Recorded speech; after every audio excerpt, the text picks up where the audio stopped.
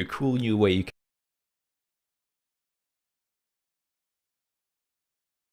cater my web crafting.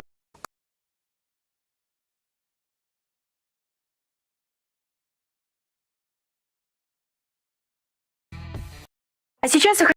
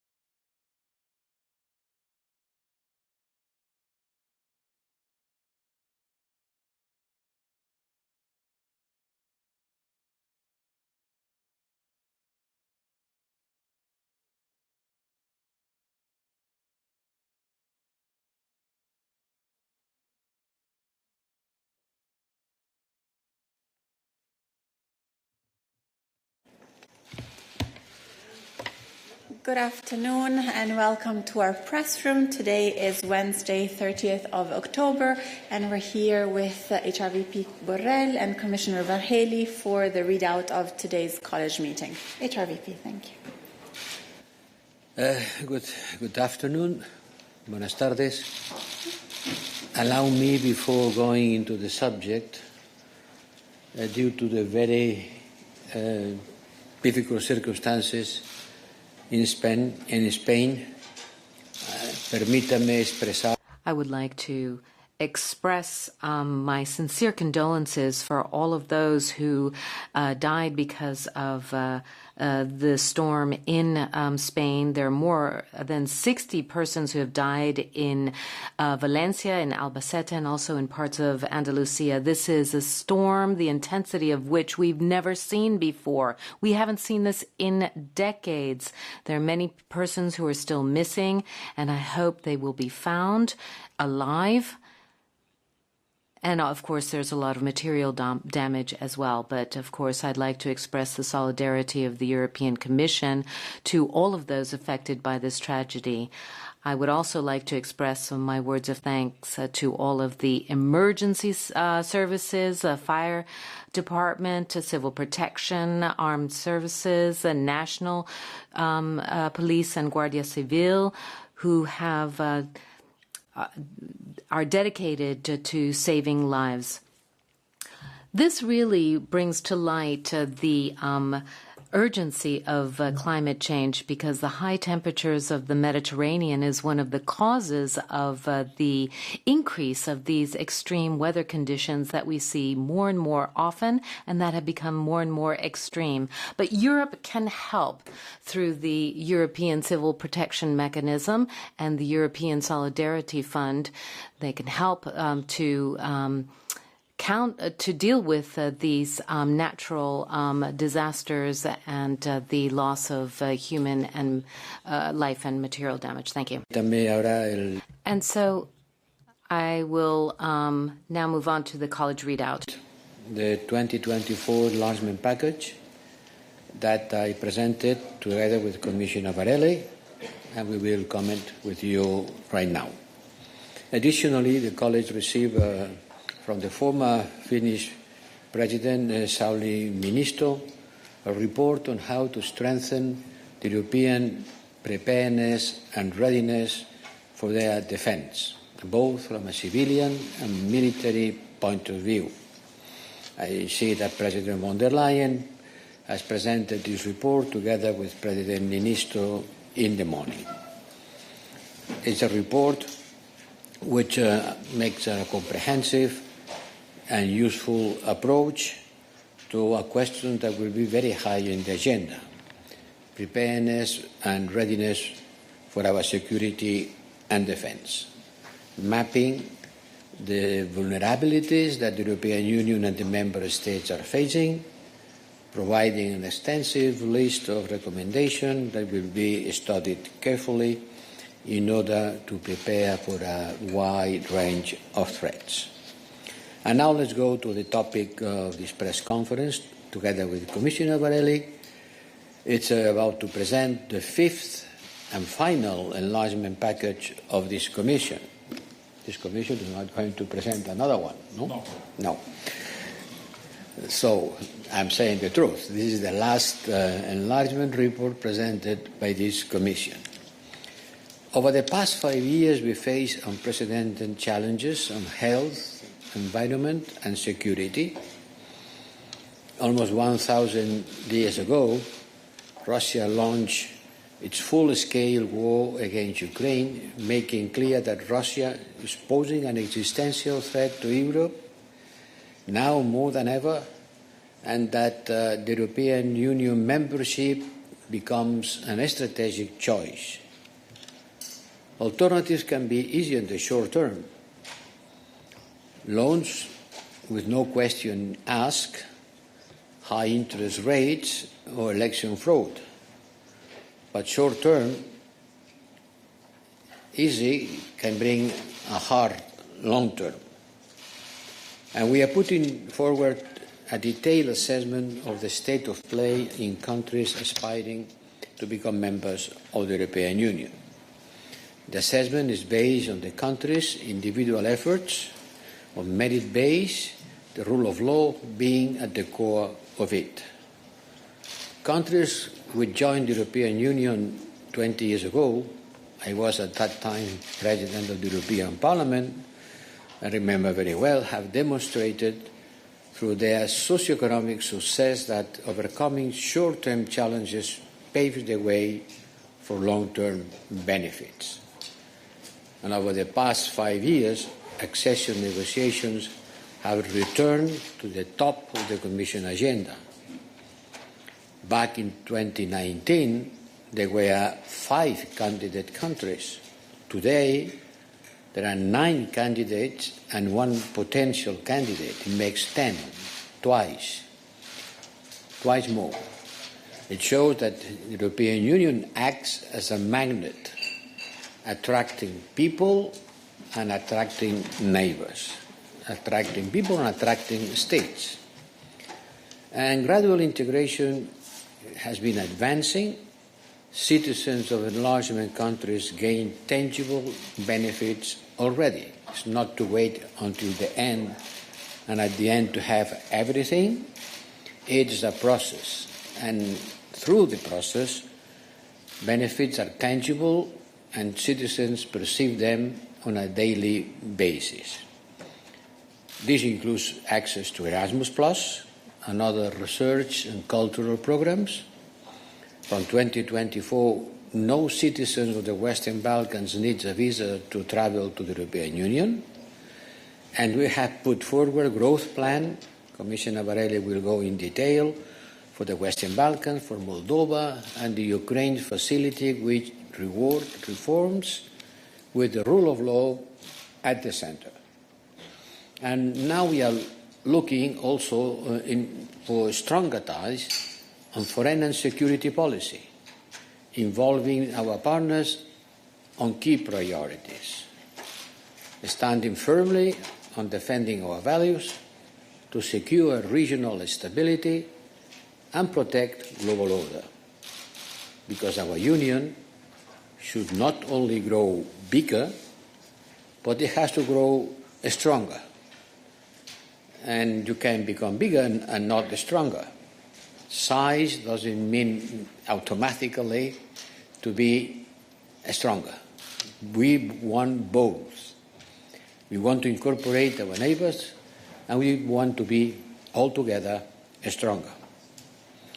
And you simply cannot maintain ties with Russia or to try to do business as usual and expect that your country will be part of the European Union. It's one thing or the other. Over the years, we have seen that alignment with our common foreign and security policy is the most significant indication of the candidates sharing really our values and our geopolitical orientation. Some of our partners are fully aligned with our common foreign and security policy. I can mention all Macedonia, Albania, Montenegro, Bosnia and Herzegovina, and Kosovo, who is aligning voluntarily. And Ukraine and Moldova significantly improve their alignment. Let me highlight a few country-specific elements before handing over to Oliver, who will go much more in detail. Let me just say something about the most important relevant questions country by country, starting by the one who is very high in the news, Georgia. Georgia has conducted parliamentary elections which were marked by serious irregularities. And this needs to be investigated and addressed in a transparent and independent manner. I am not going to go through these irregularities, mentioning one by one, but there are many, and some of them are grave. Important to remark that independent observers have not declared the elections to be free and fair, neither the contrary. So we are in a zone that requires investigation in order to clarify what has happened, which is the scope of the irregularities, and how this has been affecting the result. It consolidates a trend that we have seen by the Georgian authorities in the recent months, moving the country away from the European Union, away from its values and principles. Our report offers a clear path for re-engagement. Should there be a political will from Georgia's leadership, we are offering a clear path for re-engagement on the way to the European Union. The repeal of the law on foreign influence, which has a chilling effect on civil society and media organizations, and of the law on the so-called family values, because discrimination is not a value in our European Union family. This would be the first signs of concrete commitment from the Georgian leadership. It's very important to follow closely the events that will come on the next days about the investigation and clarification of the irregularities that has been remarked by the electoral observation teams. Ukraine has continued to push forward key reforms despite fighting a brutal war of aggression. The Ukrainians are fighting two battles at the same time. One in the battlefield, a real war, and another striving to push the reforms needed to become member of the European Union. And we will support Ukraine on both fronts, across all dimensions, and in line with our security commitment signed in June. I'm saying security commitment because membership of the European Union is the ultimate security guarantee that we can offer to Ukraine. On Kosovo and Serbia, allow me to mention the work we have been doing on the dialogue. Believe me, a lot of work. We solved the license plate issue with the mutual recognition by Kosovo and Serbia. We succeeded in abolishing entry-exit documents, finally allowing citizens of Serbia and Kosovo to travel freely from one side to the other of the border. These are important achievements that were not easy to get. And we put an end to 20 years of unregulated use of energy in the north of Kosovo. And we also reached the agreement on the path to normalization and its implementation annex last year, the so-called Ohrid Agreement. Unfortunately, implementation is still pending. And for both Serbia and Kosovo, the pace of the enlargement and the progress on the European Union facilitated dialogue towards normalization of relations have to go hand in hand. You cannot do one thing without doing the other. The progress towards the European Union and solution to the dialogue are mutually depending and interacting.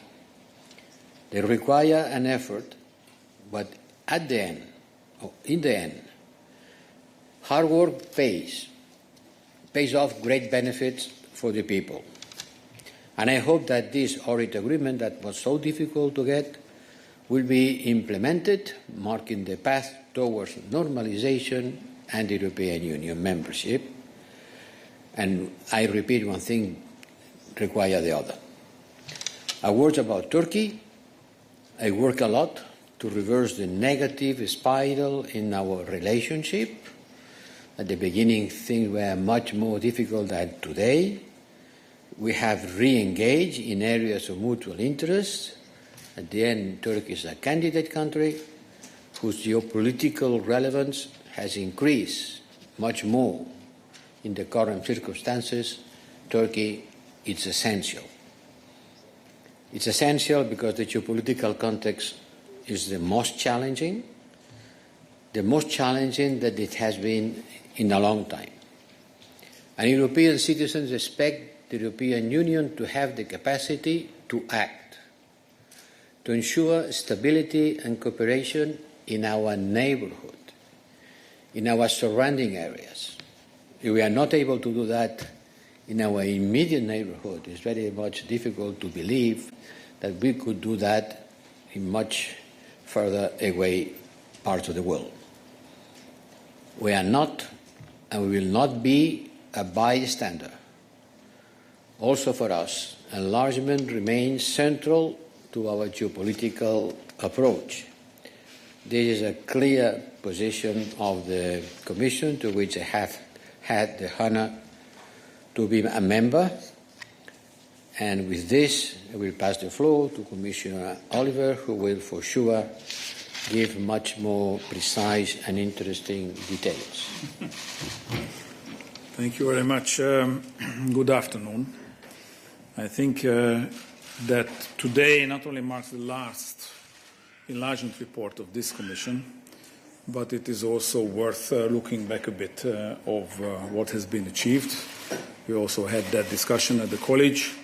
I have tried to give a broader overview for the colleagues, and I want to share it with you as well.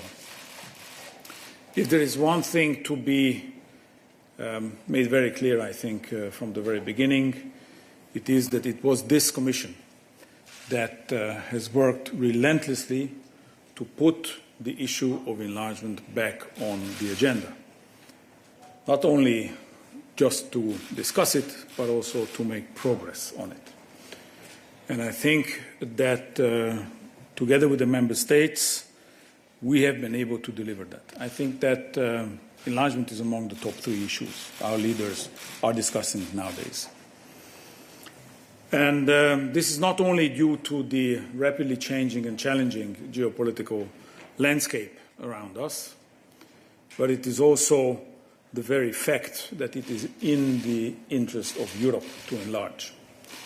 If there is one conclusion to be drawn from everything that has happened around us, it is the very confirmation of 4 countries who have responded to a war on our continent with an immediate response: get in the European Union.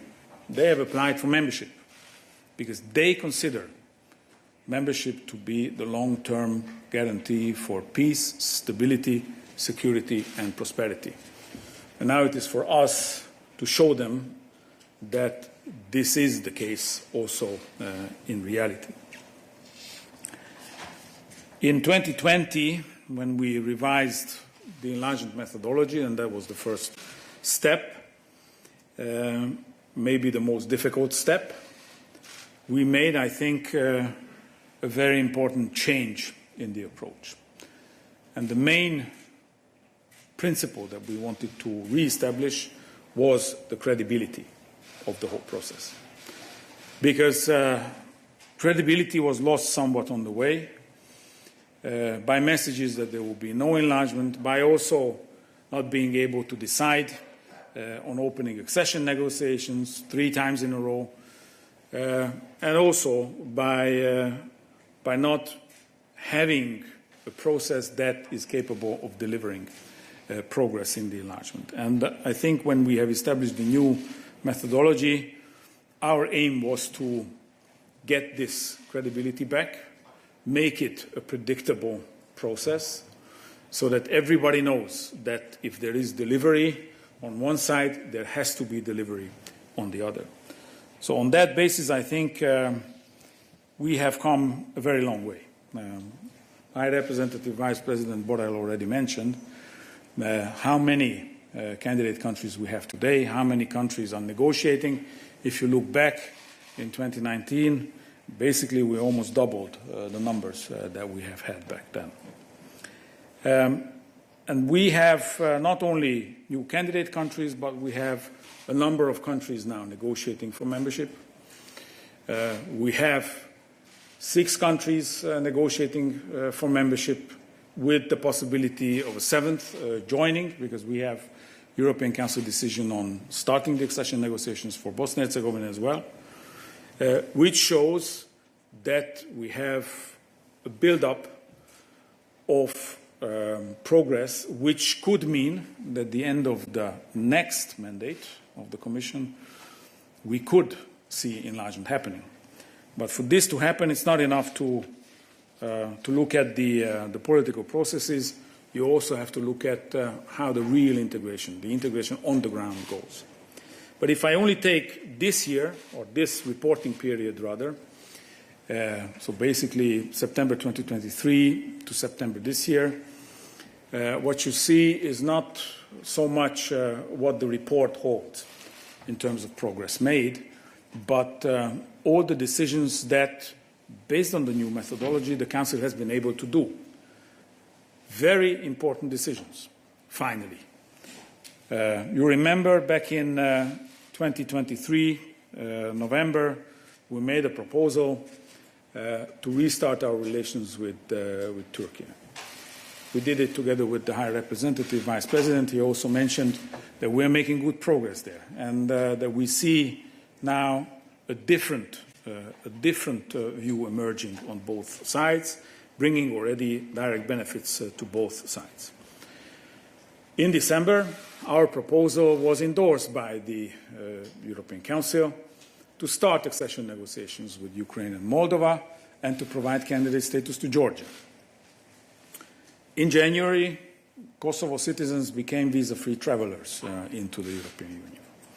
In March, the leaders have approved our proposal to greenlight the accession negotiations for Bosnia and Herzegovina, so providing the necessary decision for moving forward with Bosnia and Herzegovina as well.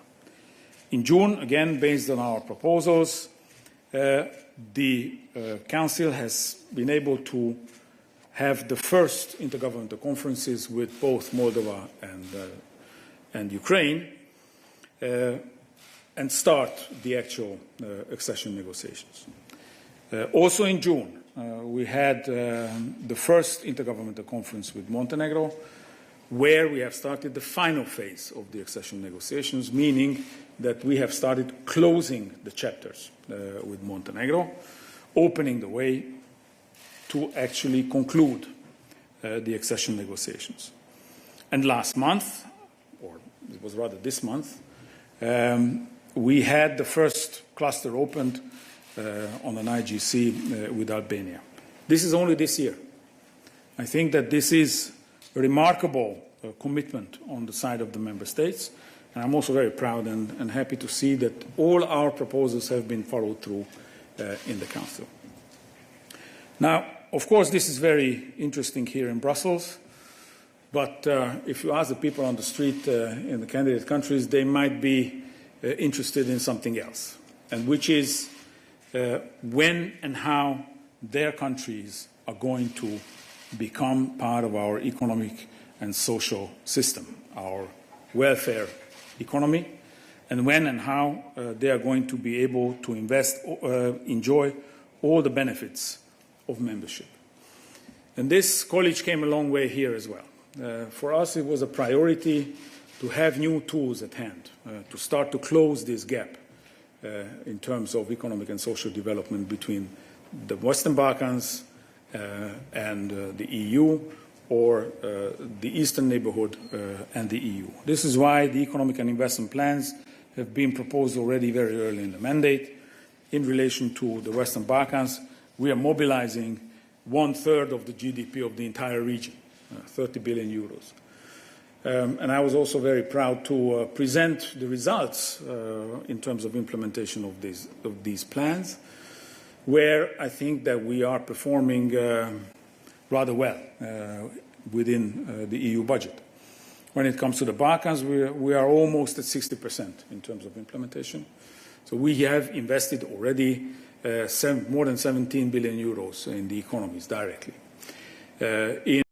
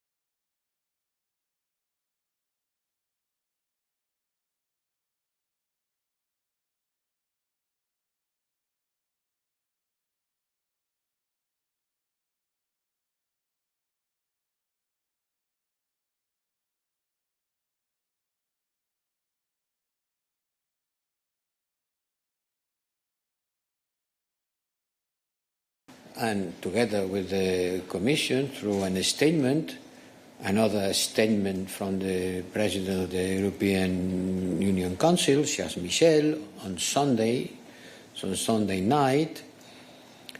It will be in the agenda of the upcoming informal leaders meeting in Budapest. And I think that we have to understand the reality. Maybe Prime Minister Orban has a different view. But the observers have not declared the elections to be free and fair. Normally, when the observers believe that an election has been free and fair, they say it. They haven't said the contrary, but they haven't said they are free and fair. And there is a long list of irregularities that require analysis, review, and we expect that the Georgian bodies who are in charge of managing the electoral process will do that in a transparent manner. We expect the Central Electoral Commission of Georgia and relevant authorities investigate these irregularities, which has been reported by the observers. You only have to read the report. At the core of the report, there is a long list of considerations about what was not good, not only in the election day, but in the previous days. The whole process has been marked, the observer says, by a tense environment and procedural inconsistencies, particularly on the public sector employees, confiscation of ID cards and intimidations, concerns about the ability for voters to cast their vote freely. Read the report, and then you make your own judgment, which is certainly, mine is certainly different of the Prime Minister of Hungary. But I am not going to pretend that all member states of the European Union have the same view. Normally, they don't have it. Thank you very much to both. I can now take a question from remote before coming back to the press room. Alexandra. Thank you. Alexandra, do you hear me well? More or less. Let's give it a try. Okay, now do you hear me well? Better, yes, thanks. Thank you so much. One question for HRVP Borrell and one question for Commissioner Varhelyi, if I may. HRVP Borrell, the report on Turkey takes note of the country's low alignment with the European Union's foreign policy and security, as well as the non-full implementation of the 2016 statement on migration. Nonetheless, the European Union is planning a new high-level council with Turkey to focus on these exact issues. So I was wondering, what are your expectations from this new council, since Turkey is not aligned fully with the European Union's foreign policy and security and migration? And one question for Commissioner Varhelyi, if I may. Commissioner, you've mentioned the new tools to close the gap between the European Union and the candidate member states. However, if I'm not wrong, the report does not refrain from suggesting a specific time framework for enlargement to become a concrete possibility, if I may. So is it high time the European Commission also recommended a specific time framework for at least the candidate members that do their homework? Thank you so much.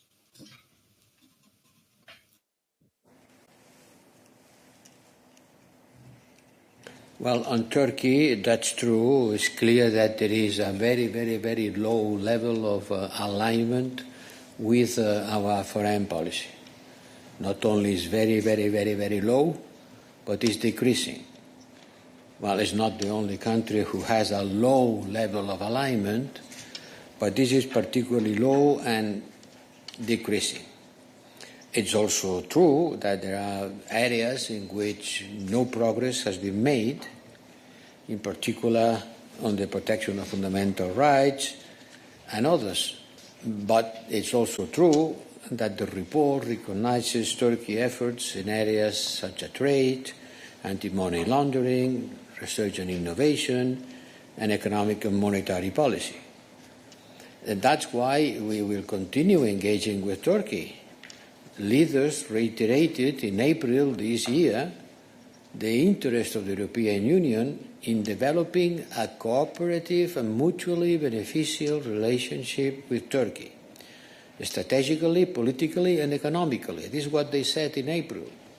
And following this April 2024 statement, we have tried to re-engage our relations with Turkey, and concrete steps were taken towards a constructive exchange on issues of joint interest.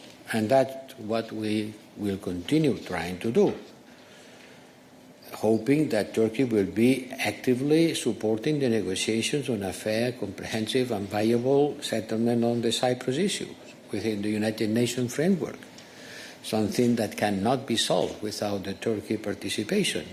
And that's another reasons are enough for us to continue engaging with Turkey in spite, as you said, this low rate of alignment with our foreign policy. On the time frame for enlargement, this is a recurring question, and I think that our answer has always been very clear. We are putting in the hands of the candidate countries all the tools they need to make themselves ready. Make themselves ready by the end of the next mandate. I think this is a time frame enough for anyone who really wants to join the European Union to get down to work and to deliver on that. It is a merit-based process, so it is very difficult to establish an exact time frame for any enlargement.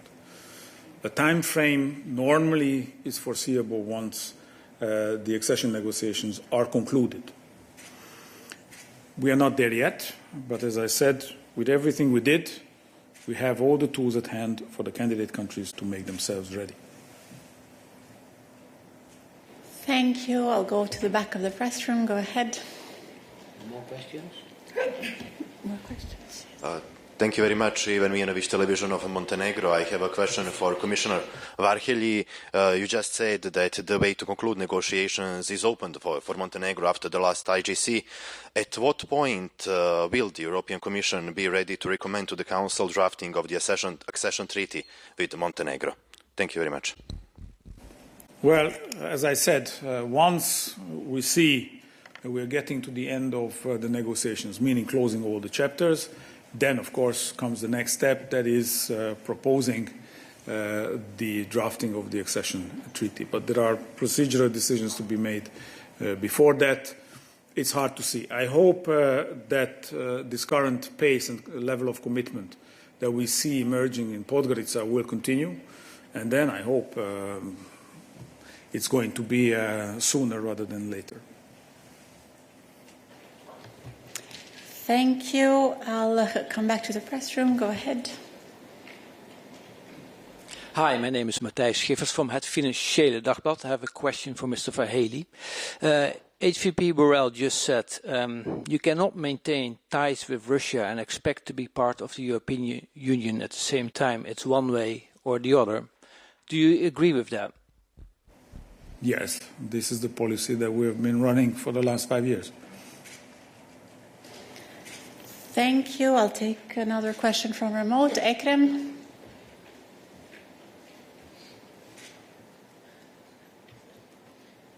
Hello. Hi. Can you hear me? Yes, we do. I have a question for a High Representative. Before that, I'll quote a part of the report on Serbia.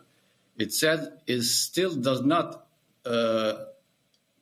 does not align with any restrictive measures against the Russian Federation and has not aligned with most of the High Representative statements on this matter. It has maintained high-level relations with Russian Federation and intensified its relations with China, raising questions about Serbia's strategic direction. Can you please help me understand how come that before, regardless of this sentence, the Commission is still asking member countries to continue the talk with Serbia and open further negotiating chapters? For me, it's hard to understand what's happening. And second, at what stage from today until the Russian aggression is ended against Ukraine, the EU has to take a decision what to do with Serbia next steps?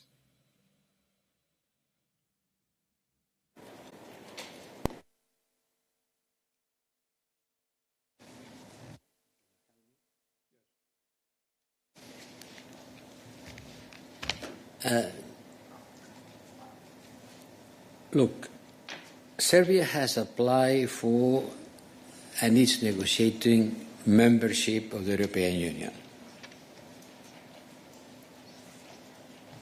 And is negotiating. Understand that? First step. Second step, Serbia's decision implies that the country aligned with the European Union, including on terms of foreign policy. This also includes restrictive measures, which is an important part of our foreign policy. We want to count on Serbia as a partner for common principles, for values, security, prosperity, and we need Serbia to reassure us on its strategic direction. We have been crystal clear with our partners, including with Serbia. Relations with Russia cannot be business as usual with Putin's regime in the shadow of Russia's attack against Ukraine. Deepening of Serbia's relationship with China is also a strategic concern in the current geopolitical context. There are different approaches among different members of the European Union on their relationship with China. There are differences, certainly. But it's important for us that the newcomers, the ones who will become members of the European Union, understand which are our strategic concerns in the current geopolitical context. Serbia is maybe the most important political economic partner, and also we are the biggest donor to Serbia. And I think that the European perspective for Serbia is the only sustainable way to build a long-term prosperity and resilience. So we have to work in order to change the pace of this foreign policy alignment. And we insist on that, and we explain to Serbia, and I think Serbia, sooner or later, will have to align their foreign policy with European Union foreign policy. Otherwise, membership will be jeopardized. But we are still in a process. Thank you. I'll take a last question. Go ahead. Dmitry Shkurko, National News Agency of Ukraine. Thank you for the floor. My first question to High Representative. What was your assessment of the stage of the fundamental freedoms and values in Ukraine, if you consider that the country is still in a war and in the conditions of the active martial law? And if I may, to Commissioner Varhelyi, considering all the circumstances around the war in Ukraine, is it the right time now to advance the negotiations to the cluster one of fundamentals in bilateral negotiations? Thank you so much.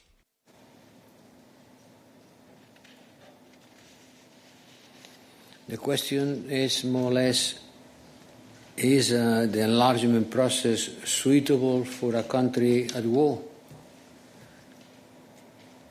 Well, Ukraine has not chosen this position. Ukraine has not chosen to be at war. Ukraine is at war because it has been aggressed. And Ukraine has become a candidate at a very rapid pace, very quickly, precisely because it's a war.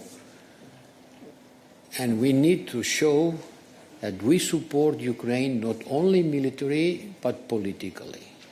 And we understand that a country at war is a country at war. It's very difficult to do the reforms needed when you are being bombed, when your people are being killed, when you have to send your men and women to the battlefield, when your electricity system is being destroyed, when the whole life is being disturbed. But it doesn't prevent the respect for fundamental rights. By the contrary, I think that that's a moment to continue fighting against corruption, and the current government is doing. Is the moment to continue developing the judicial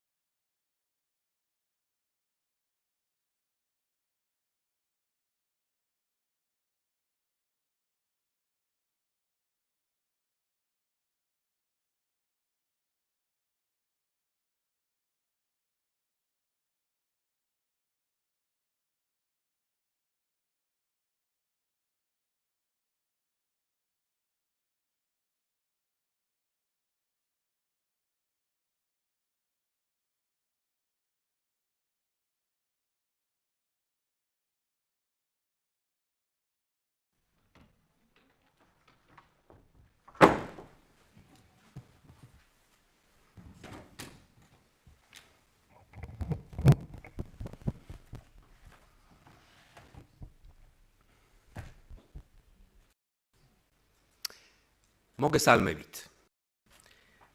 Ladies and gentlemen, good afternoon. I have invited you to present the European Commission's second ever enlargement report on Georgia. It is published just a few days after the parliamentary elections, in which Georgia's European future was a central theme. A year after Georgia was granted candidate status. It is timely to take stock of where Georgia is on its European path. ქალბატონებო და ბატონებო, მოგესალმებით.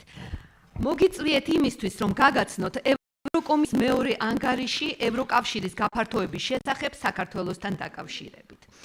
ანგარიშის გამოქვეყნების რამდენიმე დღეში საპარლამენტო არჩევნებიდან, სადაც საქართველოს ევროპული მომავალი ცენტრალური საკითხი იყო, საქართველოს კანდიდატისთვის სტატუსის მინიჭებიდან 1 წლის შემდეგ დადგა დრო შეჯამებისთვის, თუ სად არის საქართველო ევროპულ გზაზე. The annual enlargement report is exactly the same for 10 countries that have applied to join the European Union. It is a moment of assessment and reflection for each candidate country. The enlargement report focuses on progress in implementing fundamental reforms in all areas and provides guidance on the reforms ahead. გაფართოების შესახებ წლიური ანგარიში საერთოა იმ ათივე ქვეყნისთვის, რომელმაც ევროკავშირში გაწევრიანების შესახებ ცხადი გააკეთა. ეს არის შეფასების და გააზრების მომენტი. გაფართოების შესახებ ანგარიშის ყურადღების ცენტრშია წინსვლა ფუნდამენტური რეფორმების განხორციელებასთან დაკავშირებით ყველა სფეროში. ის სამომავლო რეფორმების პრიორიტეტებთან დაკავშირებით სახელმძღვანელო მითითებებს შეიცავს. Accession to the European Union is a strategic and sovereign choice of each country. However, once you apply, you accept the scrutiny from the European Commission of your country's preparedness for EU membership. ევროკავშირში გაწევრიანება თითოეული ქვეყნის სტრატეგიული და სუვერენული არჩევანია. განაცხადის შეტანის შემდეგ ქვეყანა თანხმდება, რომ ევროკომისია ევროკავშირში წევრობისთვის მის მზადყოფას შეამოწმებს. Precisely a year ago, this moment was an opportunity to celebrate. The Commission recommended granting EU candidate status to Georgia, a recommendation then that was unanimously confirmed by EU member states in December last year.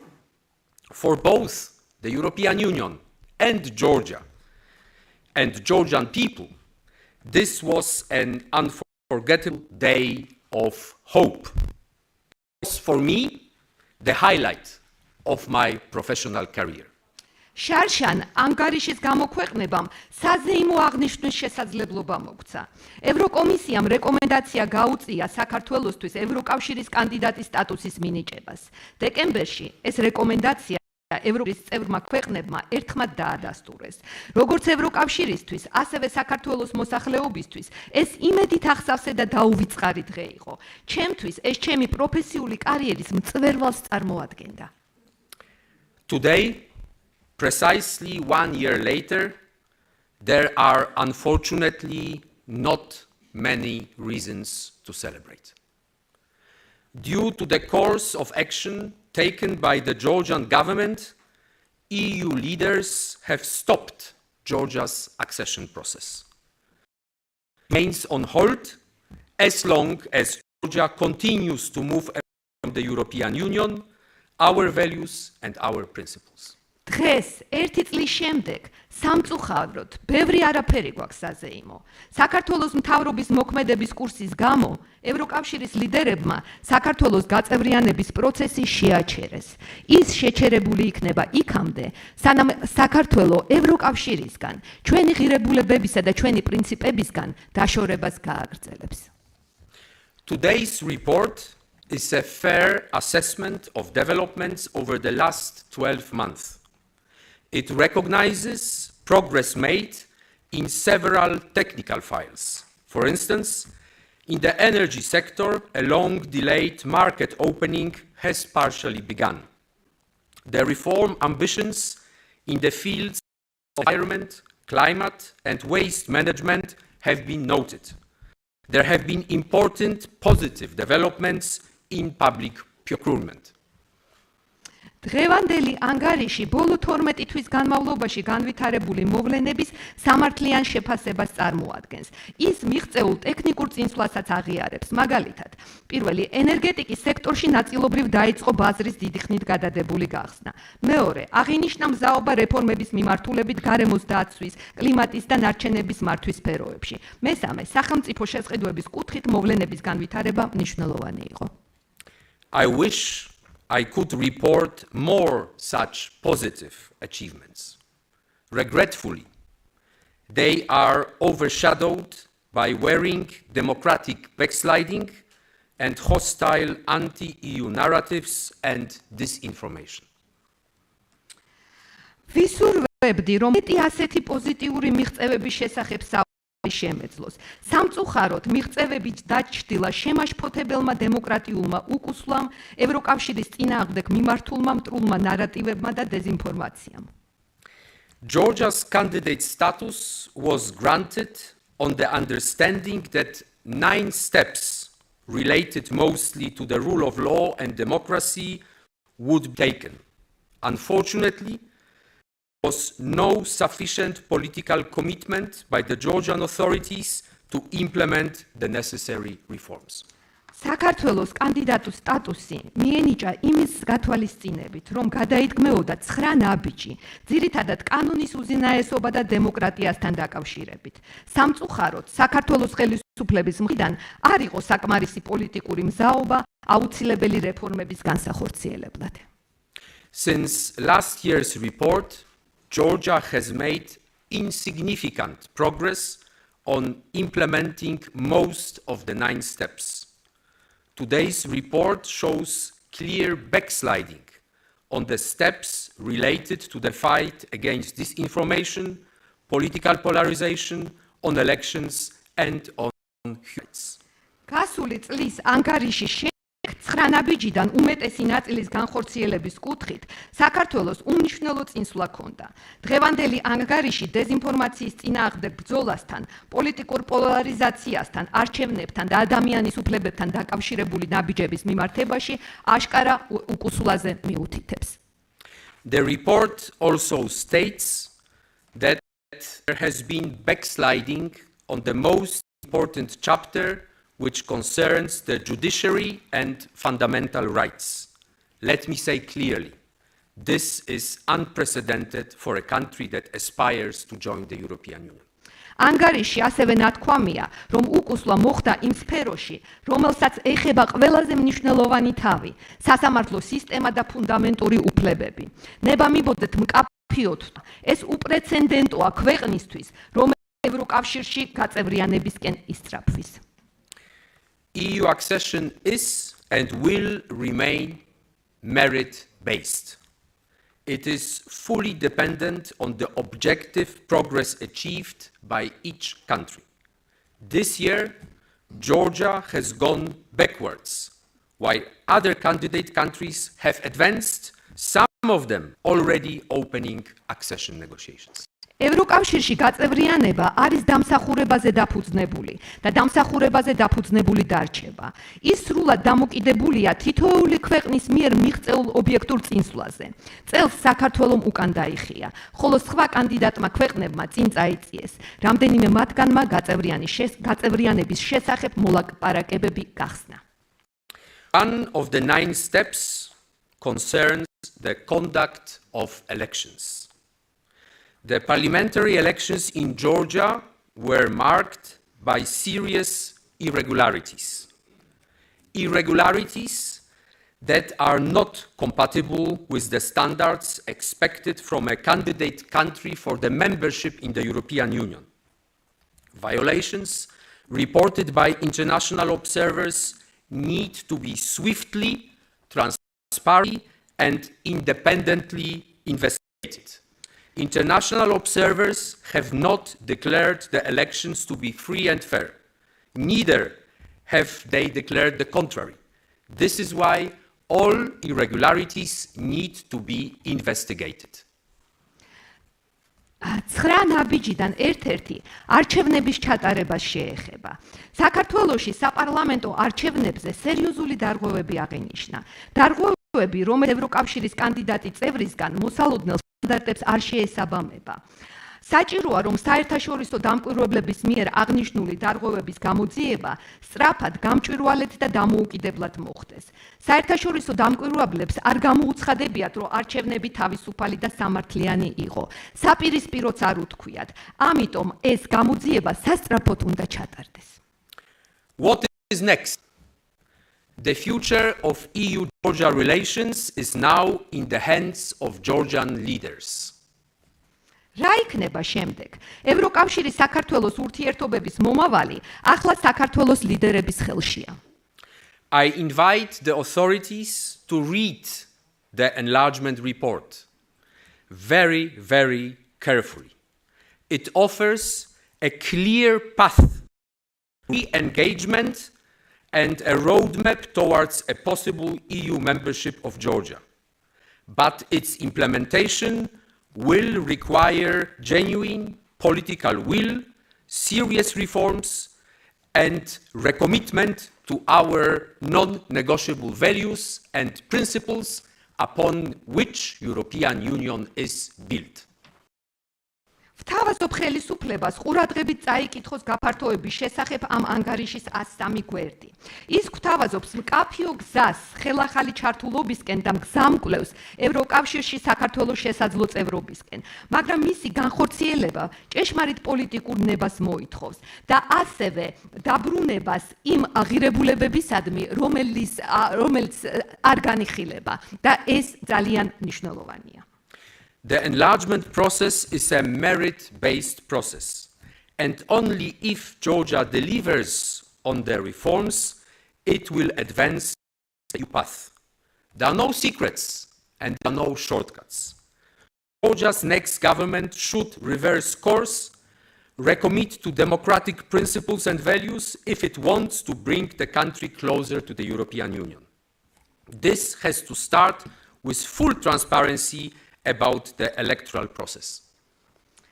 გაფართოების პროცესი დამსახურებაზე დაფუძნებული პროცესია და საქართველოს მხოლოდ იმ შემთხვევაში წაიწევს წინ ევროკავშირის გზაზე, თუ რეფორმებს განახორციელებს.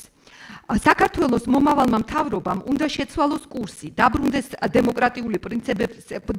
დემოკრატიულ პრინციპებსა და ღირებულებებს და ეს უნდა დაიწყოს სრული გამჭვირვალეობით საარჩევნო პროცესთან დაკავშირებით. The European Union's door remains open for Georgia. I sincerely hope that Georgian authorities will honor the aspirations of the Georgian people who have always supported Georgia's European path. Please do not lose hope. Nu da kargaft imets. ევროკავშირის კარი კვლავ ღია. გულწრფელად ვიმედოვნებთ, რომ საქართველოს ხელისუფლება საქართველოს მოსახლეობის მისწრაფებებს, რომელიც საქართველოს ევროპულ გზას ყოველთვის მხარს უჭერდა. ნუ დაკარგავთ იმედს. დიდი მადლობა. Questions? Good evening. Anna Broladze from Georgian Public Broadcasting Corporation.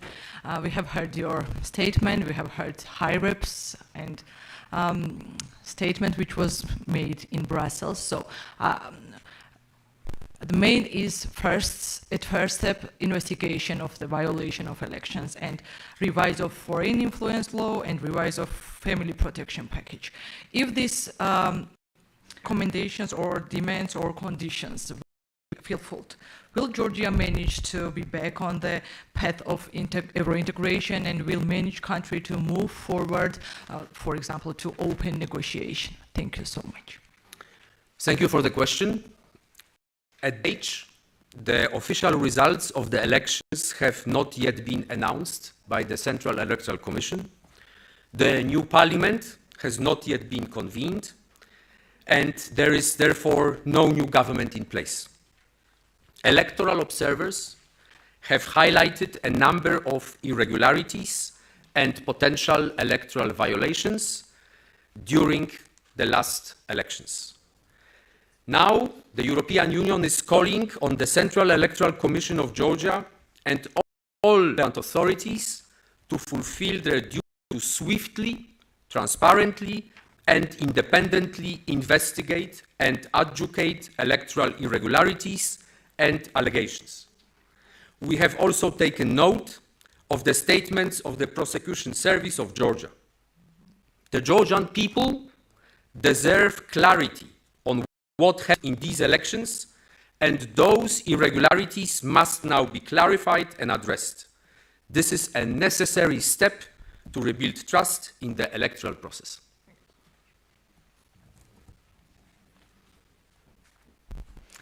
Good evening, Nino Sampurashvili, Mtawari TV. Mr. Ambassador, I have a question about what will be the next.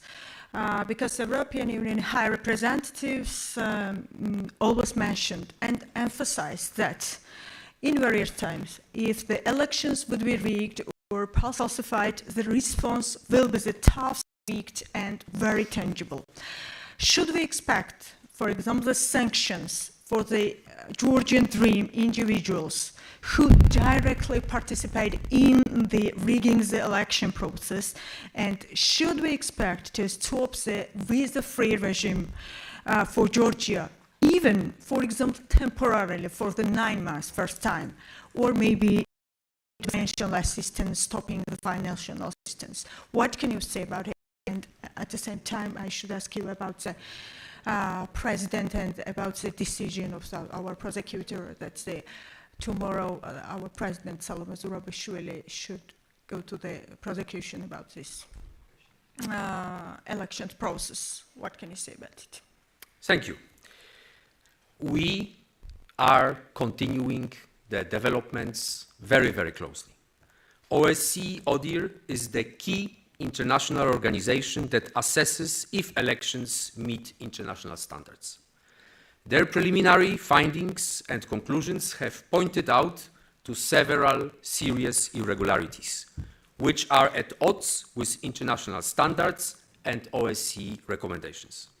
We have called on the Central Election Commission of Georgia and other relevant authorities to fulfill their duty to swiftly, transparently, and independently investigate and adjudicate electoral irregularities and allegations. We have also taken note of the statements of the Prosecution Service of Georgia. Those irregularities must be clarified and addressed. That is a necessary step to rebuilding trust in the electoral process. You have seen that the President of the European Council, Charles Michel, already on Sunday announced that he will discuss the situation in Georgia with EU leaders during the informal meeting of the European Council in Budapest on the 8th of November. Political and Security Committee had preliminary discussion in Brussels yesterday. Ministers will discuss situation in Georgia on the 18th of November. All the options are on the table. Different options require different way of taking decisions. You asked me the question about sanctions.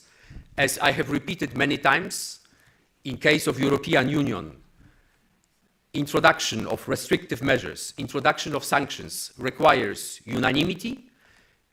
Suspension of visa-free regime requires only qualified majority voting.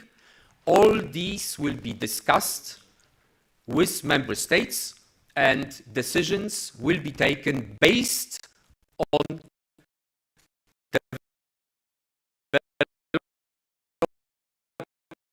developments in the coming days.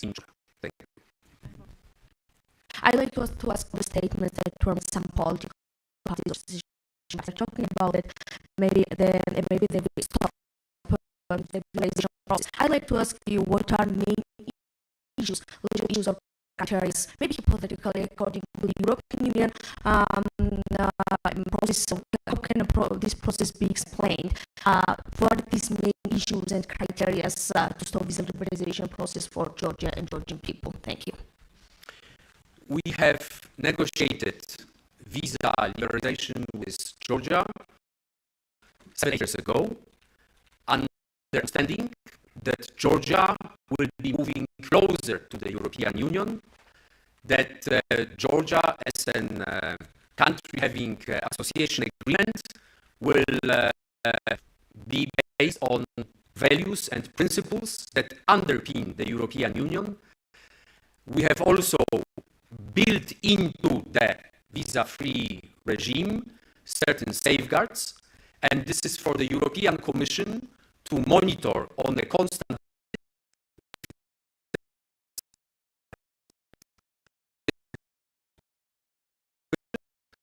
start discussion with member states in case the different benchmarks are not met, and in case the basic principles upon which these agreements have been negotiated are not more in place. As has been already said many times, all the options are on the table. Member states will discuss situation in Georgia in the coming days, in the coming weeks, at all formats, including at the highest level of heads of state and government, and decisions will be made based on the developments in Georgia. Thank you. Good evening, Ina Tsartsidze, TV channel Pirveli. Mr. Ambassador, several minutes ago, High Representative of the EU, Joseph Borrell, said that elections were not free and fair as you expected from the Georgian government. And now we see that, elections were stolen from the Georgian people. Now you demand unbiased investigation from the Georgian government. So we see that Central Election Commission should investigate electoral fraud. I believe that this government and Central Election Commission will investigate their own crime which they made against the Georgian people. Do you believe that? These elections were crucial from the point of view of the European Union. It was the first time that the Georgian people went to cast their as citizens of an EU candidate country. The conduct of these elections was marked by irregularities. These need to be investigated and addressed in current and independent. As HRVP Joseph Borrell just said, the international observers have not declared the elections to be free and fair, but they also not declared the elections to be the contrary. This is why the more investigations are important, and I sincerely hope that all relevant bodies in Georgia will very swiftly, independently, in a transparent manner, investigate all the allegations and take proper action. Thank you. Thanks. Hello. Mr. Ambassador, let me ask you about election again. You mentioned the assessment of OCOD. As we saw, they uses phrases, for example, elected government. Also, they said that election was fair and competitive. What is now, and can you explain us? Is there any question about the trust of them for you and their assessment? For European Union, as European Union, we have not observed those elections. This is a rule that in OSCE member states, it is OSCE ODIHR that is observing the elections, but our member states have provided both long-term and short-term observers to OSCE ODIHR. For us, the OSCE ODIHR opinion is a standard setter. OSCE ODIHR mentioned serious irregularities. This is why we call on the Central Electoral Commission and other relevant bodies in Georgia to investigate those irregularities swiftly, transparently, and independently. We will be watching the situation very, very carefully. And as I already mentioned, several discussions between 27 member states focusing on Georgia have been already announced, at different levels, including the highest level, the level of leaders of the EU, and they will take appropriate decisions based on the developments in the coming days. Thank you. Thank you.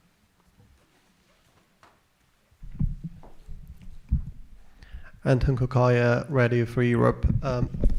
Sorry. Mr. Ambassador, let me echo the question that was posed by my colleagues about the investigations. Mr. Borrell and you have both called the Georgian government to investigate the irregularities that you and the international observers were talking about. Let me ask you this. If it was the Georgian government that was behind all the things that the monitoring missions we're talking about, and we're talking about OCODIR, we're also talking about NDI and IRI monitoring missions that would that have highlighted all the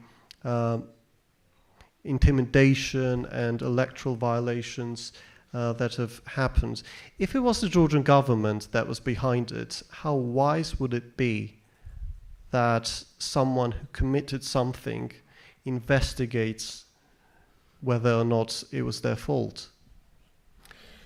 We continue following the developments very closely. OSCE ODIHR is the key international organization that assesses if elections meet international standards. Their preliminary findings of OSCE ODIHR have pointed out to serious irregularities which are at odds with international standards and OSCE recommendations. We have called on the Central Election Commission of Georgia and relevant authorities to fulfill their duty to swiftly, transparently, and independently investigate and adjudicate electoral irregularities and allegations. We have also taken note of the statements of the Prosecution Service of Georgia. Those irregularities must be clarified and addressed. This is a necessary step to rebuild trust in the electoral process.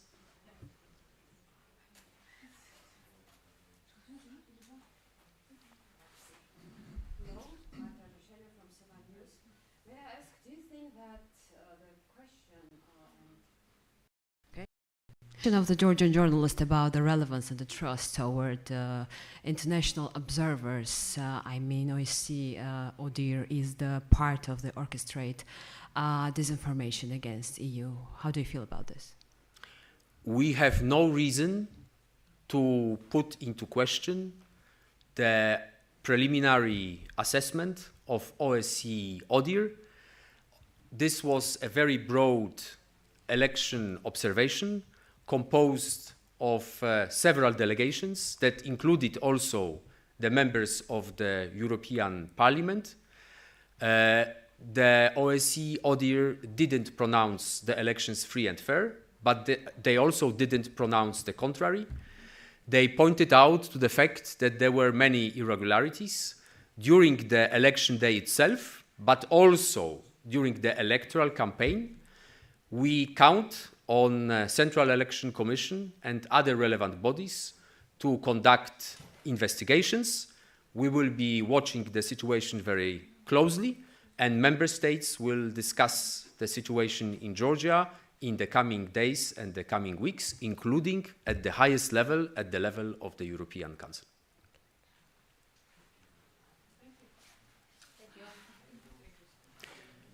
Thank you very much.